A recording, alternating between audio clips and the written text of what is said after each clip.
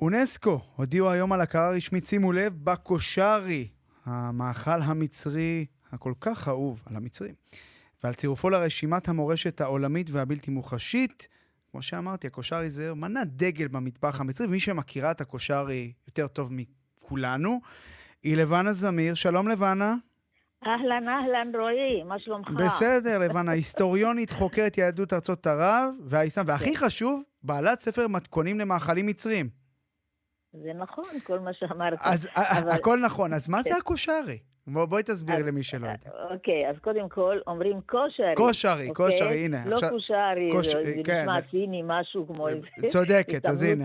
קושרי. קושרי, הקושרי, קודם כל זה נורא טעים, אוקיי? זה מאכל טעים מאוד.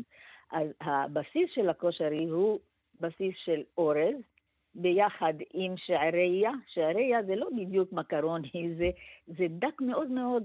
שעריה כמו שיער, המילה שער. כל כך דק כמו שערות, ושקולים אותם עד לצבע חום בהיר מאוד, ומבשלים את זה עם בצל מטוגן פריך. זה הבסיס של הקושרי שאני מכירה, שאכלנו אותו המון בילדותי במצרים.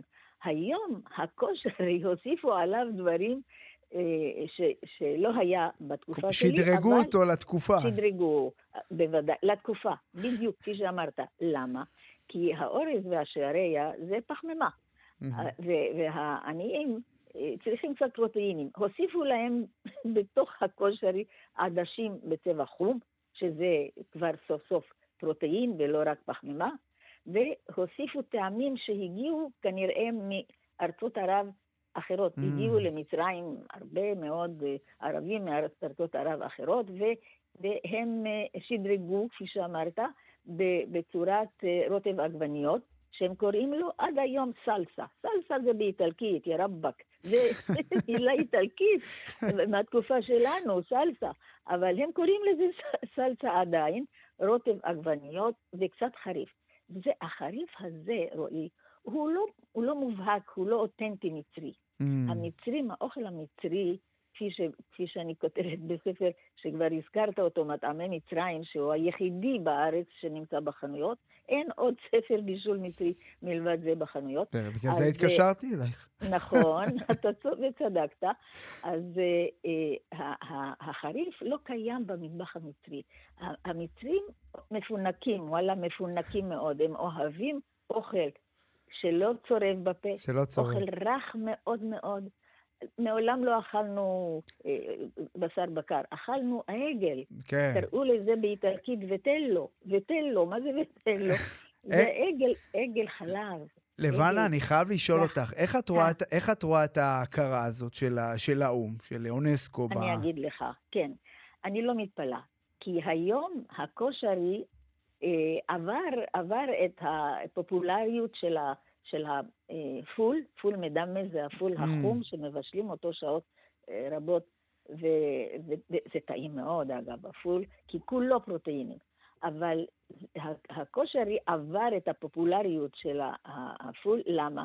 כי על בסטות בכל רחוב אתה כמעט רואה בסטה שמכינים בה קושרי במקום. זה הריח משגע את האנשים, את האוהבים ושווים, והם עומדים ליד הבסטה ואוכלים את הקושרי. זה הפך ממש של המאכל הלאומי המצרי, אני לא מתפלא. זה גם מאוד מאוד טעים, כי יש בזה גם איזה טיגון של שום וחומץ. צריך לעשות אבל הרבה ספורט אחרי זה, נכון לבנה? תשמע, אם יש עדשים ויש אורז ביחד, זה בריא מאוד. כן, זה נכון. אני ממליצה, באמת. איפה אפשר למצוא את זה בישראל? כלומר, כי את יודעת, קשנו לנסוע לקהיר. כן, אני אגיד לך, לא עושים קושרי בישראל. אין מסעדות מצריות בישראל בכלל. הייתה אחת בשוק הכרמל של ג'וליה, פחות או יותר מצרי, אבל היא הזדקנה, סגרה וזהו. אין, יש לך מסעדות מרוקאיות, טוניסאיות, אבל אין את זה. מה שכן יש, זה המג'דרה.